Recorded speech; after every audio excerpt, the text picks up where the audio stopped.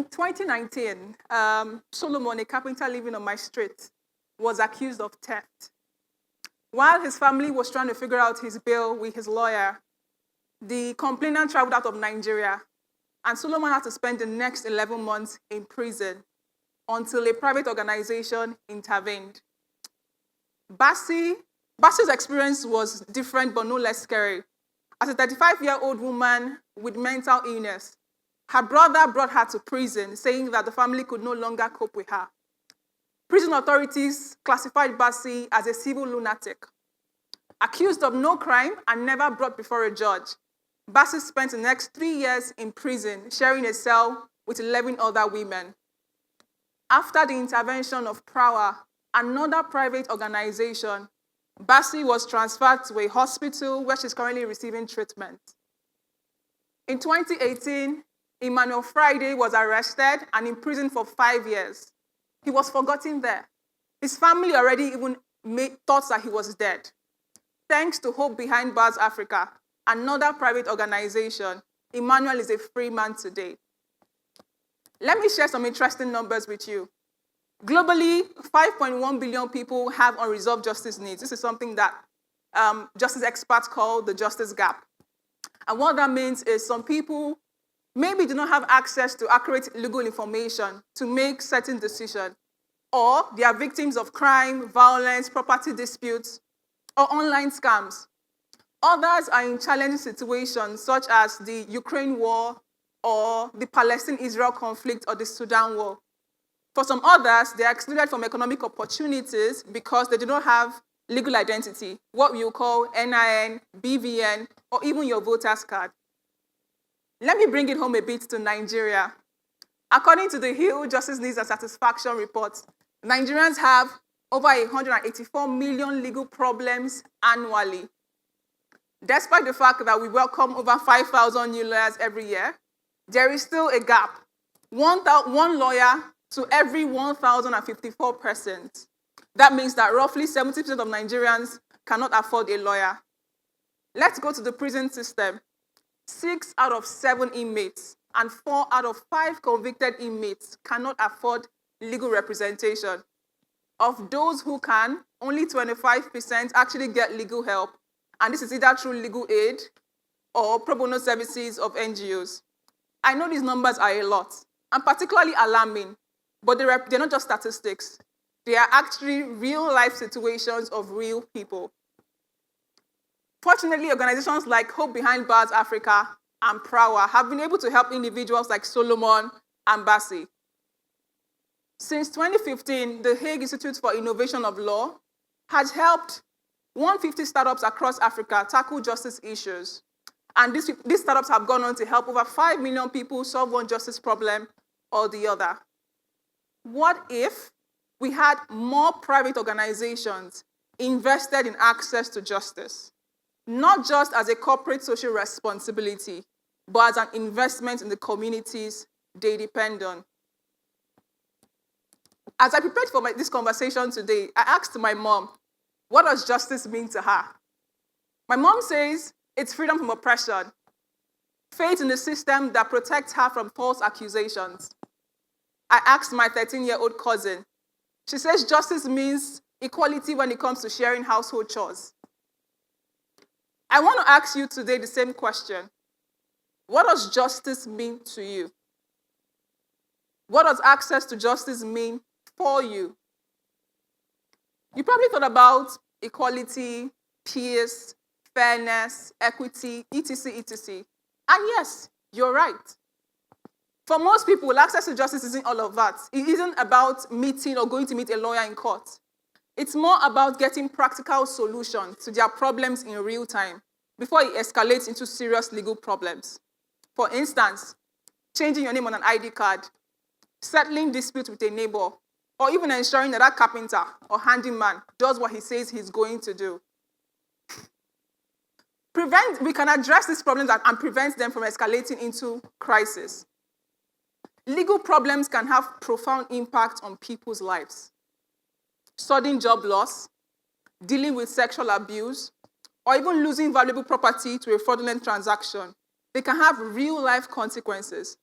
Let's not even talk about the volatile exchange rate, which means everything has gone up, including legal fees for your lawyer. These things have impact on our communities. They get to impede growth, increase healthcare costs, and eventually potentially lead to increased crime as people could want to take matters into their own hands. Funding for the judiciary is a significant challenge. In Nigeria, for instance, last year, our budget for the judiciary was around 150 billion naira, roughly 0.69% of the total budget. Now, this issue is not unique to Nigeria alone. We've seen the same pattern emerge across sub-Saharan Africa, where countries allocate minimal percentages to judiciary functions. This affects exactly how the judiciary can eventually function. This funding shortfall highlights the reason why access to justice shouldn't be the burden of the judiciary alone. It underscores the necessity of a shared responsibility approach when it comes to access to justice. Ensuring access to justice shouldn't be for the government, judiciary, or the lawyer's task. It's a collective effort. Private organizations, communities, individuals, me and you included, all have roles to play. Let me share some examples with you. Sultan Akintunde, popularly known as Hack Sultan on Twitter, he did something during the NSAS protest in October 2020. I think he's an alumni of the campus, if I'm not wrong. During NSAS protest, he and his team printed out our demands in local languages, in thousands of flyers, English, Pidgin, Igbo, Yoruba, and Hausa, and distributed them on the streets.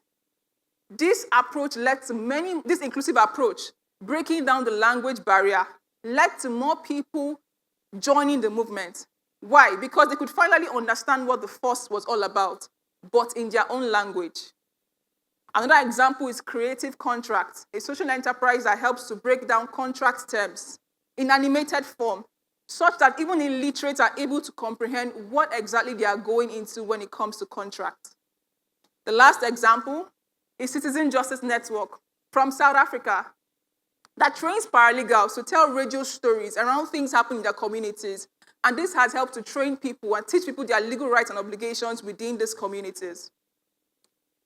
These clear examples are simple but yet powerful interventions on how we can transform our understanding and access to justice. Everyone has a role to play in bridging the justice gap. You don't need a legal background to be able to create a positive impact. Let me give an instance. You can decide to donate your expertise to innovations that are helping break legal procedures or resolve conflicts. You can also decide to volunteer your time in administrative tasks for legal local clinics or workshops. Raising awareness is key. Inform people about their legal rights, or better still, direct them to where they can get such information. Donating to justice organizations or participating in justice reform efforts can also go a long way. Additionally, community policy advocacy or offering translation services to non-native speakers in legal clinics can make a change or a difference. Each action we take is a step to a society where justice is accessible to all. Private companies are not left out. The Nigerian government has identified priority areas of finance. That's education, agriculture, and enterprise. And what this means is financial institutions and companies are expected to donate a particular portion of their profit or assets into these sectors. We can have the justice sector similarly designated, where private companies can have part of their CSR budgets or profits directed towards building legal clinics in certain communities. And what this will do is help to advance advice, information, and accessible representation for people in those communities. This would help with resolving conflicts, safeguarding properties, and enhancing working conditions, which will in turn promote productivity, business growth, and enhance stable communities. As the song by Kenny Ice says, it go reach everybody. The quest for justice is one that touches each and every one of us, demanding collective action. This is not just one person's problem. Each of our well-being is intertwined with one person or the other. Consider the figures that we've mentioned today. They aren't just numbers. They are lives and futures. It is crucial to remember the Solomons and Basses who are in prison, languishing, and forgotten, or those in our society who cannot actually make a living because they do not have one form of legal identity or the other. It is not an abstract issue. It is a human one with real stories and real faces. Imagine a world where justice is a right for all. A world where everyone has what they need to succeed. This isn't a dream. It can be our shared reality only if we work together to create it. It starts with you caring enough to ensure that no one is left behind. Together, we can and must promote access to justice, because it's in doing so that we can uplift our humanity. Thank you.